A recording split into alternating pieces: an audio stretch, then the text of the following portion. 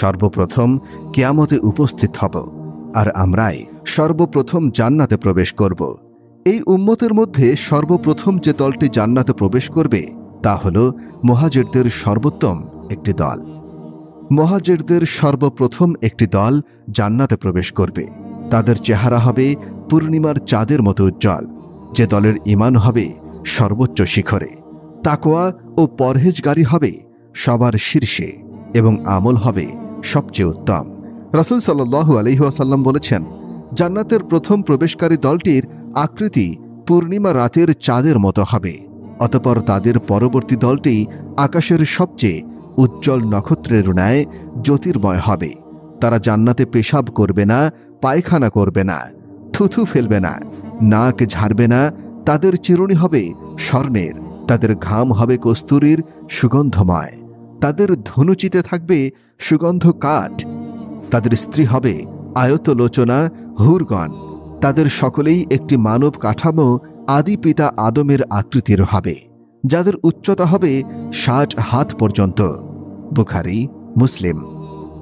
অন্য এক বর্ণনায় আছে যে জান্নাতে তাদের পাত্র হবে স্বর্ণের, তাদের গায়ের ঘাম হবে কস্তুরীর ন্যায় সুগন্ধময়। তাদের প্রত্যেকের জন্য এমন দুজন স্ত্রী থাকবে যাদের সৌন্দর্যের দরুন মাংস ভেদ করে পায়ের নলার হাড়ের মজ্জা দেখা যাবে। তাদের মধ্যে কোনো মতভেদ থাকবে না, পারস্পরিক বিদ্বেষ থাকবে না। তাদের সকলের অন্তর একটি অন্তরের মতো হবে। তারা সকাল সন্ধ্যায় তাসবিহ পাঠে রত থাকবে। আল্লাহর রাসূল সাল্লাল্লাহু আলাইহি ওয়াসাল্লাম বলেন, আমার কাছে সকল উম্মত পেশ করা হলো। আমি দেখলাম কোন নবীর সাথে কতিপয় ৩ থেকে ৭ জন অনুসারী লোক রয়েছে, কোন নবীর সাথে ১ অথবা ২ জন লোক রয়েছে। কোন নবীকে দেখলাম তার সাথে কেউ নেই। ইতিমধ্যেই বিরাট একটি জামাত আমার সামনে পেশ করা হলো। আমি মনে করলাম এটি আমার উম্মত, কিন্তু আমাকে বলা হলো যে এটি হযরত মূসা আলাইহিস সালাম ও তার উম্মতের জামাত। কিন্তু আপনি অন্য দিগন্তে তাকান। অতঃপর তাকাতেই আরও একটি বিরাট জামাত দেখতে পেলাম। আমাকে বলা হলো যে এটি হলো আপনার উম্মত, আর তাদের সঙ্গে রয়েছে এমন ৭০,০০০ লোক যারা বিনা হিসেবেই জান্নাতে প্রবেশ করবে। কথা বলে তিনি উঠে নিজ বাসায় প্রবেশ করলেন। এদিকে লোকেরা ওই বেহেশতি লোকদের ব্যাপারে বিভিন্ন আলোচনা শুরু করে দিল, যারা বিনা হিসাবে বেহেশতে প্রবেশ করবে। কেউ কেউ বলল, সম্ভবত ওই লোকেরা হলো তারা যারা আল্লাহর রাসূল সাল্লাল্লাহু আলাইহি ওয়াসাল্লামের সাহাবা।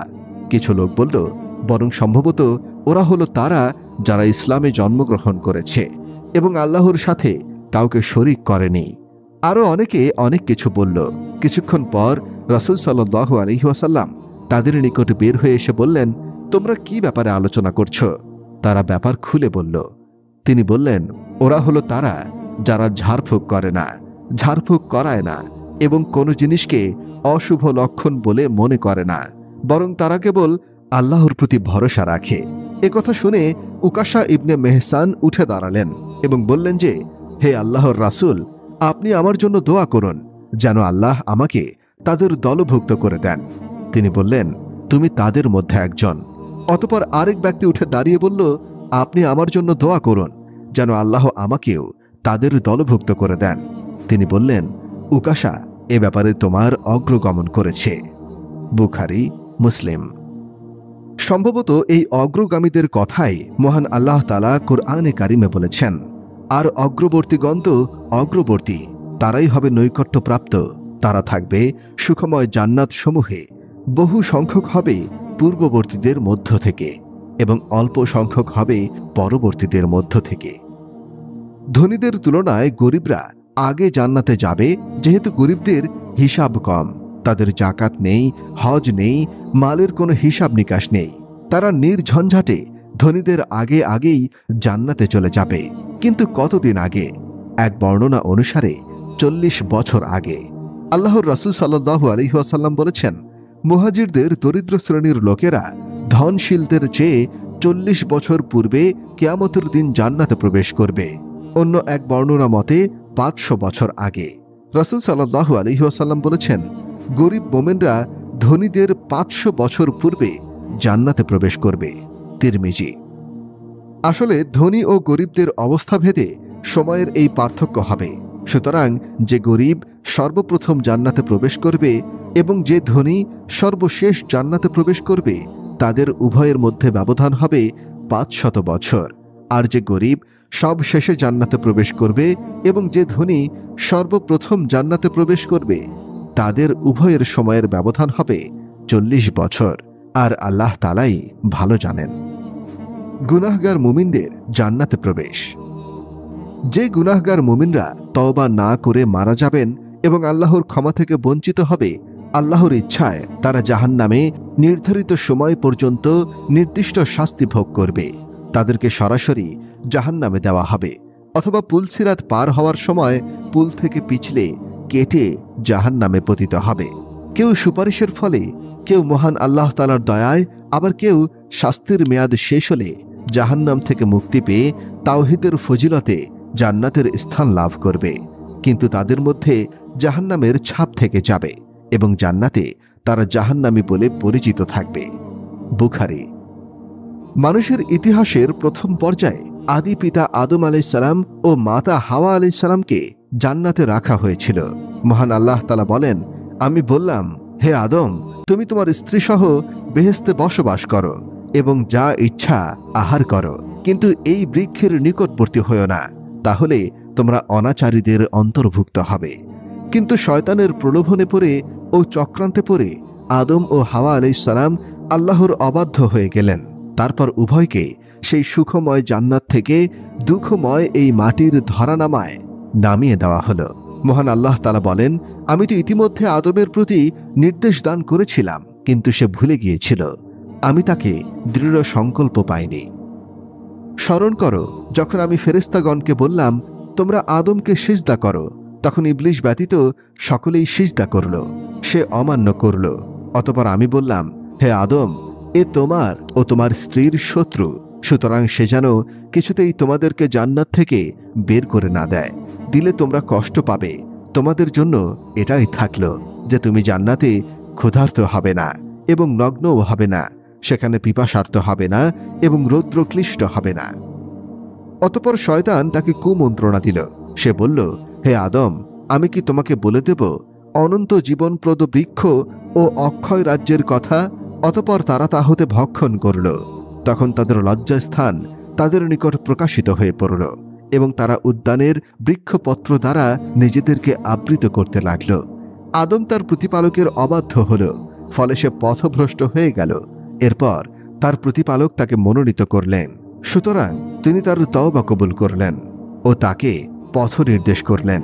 তিনি বললেন, তোমরা একে অপরের শত্রুরূপে একই সঙ্গে জান্নাত হতে নেমে যাও এবং আমার পক্ষ থেকে তোমাদের নিকট সৎ পথের নির্দেশ এলে যে তোমার পথ নির্দেশ অনুসরণ করবে সে বিপথগামী হবে না এবং দুঃখ কষ্টও পাবে না।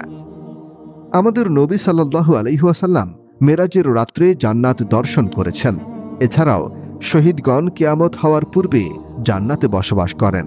মাশরুক হতে বর্ণিত, তিনি বলেন, আমরা আব্দুল্লাহ বিন মাসউদ রাদিয়াল্লাহু আনহুকে বলতে শুনেছি, যারা আল্লাহর পথে নিহত হয়েছে তাদেরকে কখনো মৃত মনে করো না, বরং তারা তাদের প্রতিপালকের নিকট জীবিত ও জীবিকা প্রাপ্ত। এই আয়াত প্রসঙ্গে জিজ্ঞাসা করলাম। তিনি বললেন, শোনো, আমরাও এই বিষয়ে নবী করিম সাল্লাল্লাহু আলাইহি ওয়াসাল্লামকে জিজ্ঞাসা করেছিলাম। তিনি উত্তরে বলেছিলেন, তোমাদের আত্মাসমূহ সবুজ পক্ষীকুলের দেহ মধ্যে অবস্থান করবে।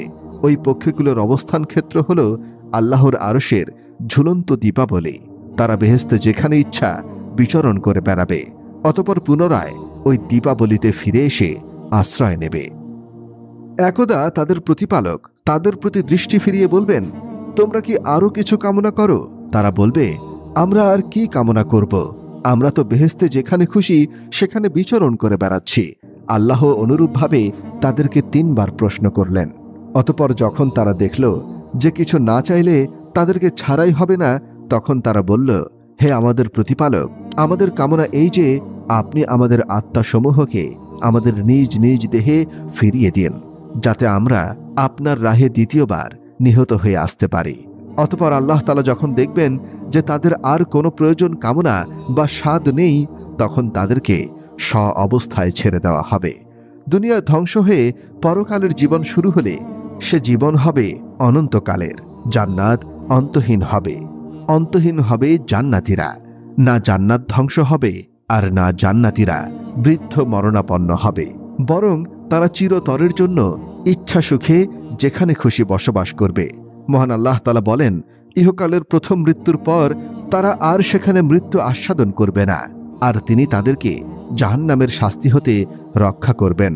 নিশ্চয়ই যারা বিশ্বাস করে ও সৎ কর্ম করে তাদের অভ্যর্থনার জন্য রয়েছে ফেরদাউসের উদ্যান।